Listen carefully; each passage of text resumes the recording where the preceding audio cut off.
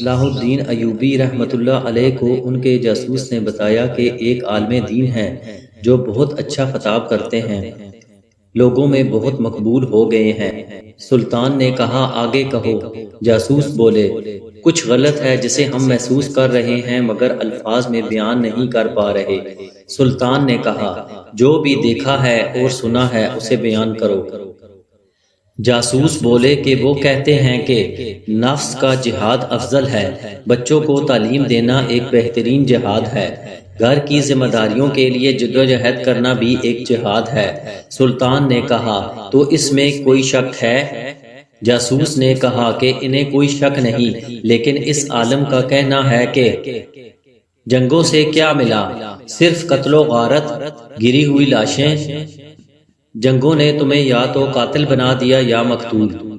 سلطان کا چہرہ غصے سے لال ہو گیا۔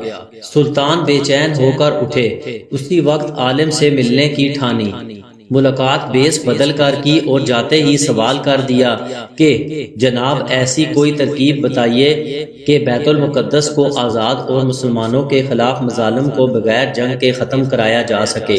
عالم نے کہا دعا کریں۔ وہ سمجھ چکے تھے کہ یہ عالم پوری صلیبی فوج سے بھی زیادہ خطرناک ہے۔ سلطان نے سب سے پہلے اپنے خنجر سے اس عالم کی انگلی کاٹ دی، وہ بری طرح چیخنے لگا۔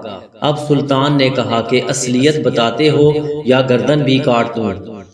پتہ چلا کہ وہ سفید پوش عالم ایک یہودی تھا۔ یہودیوں کو عربی بخوبی آتی تھی، جس کا اس نے فائدہ اٹھایا۔ سلطان نے پایا کہ اس جیسا درس اب خطبوں میں عام چلا تھا، بڑی مشکل سے یہ فتنہ روکا جا سکا۔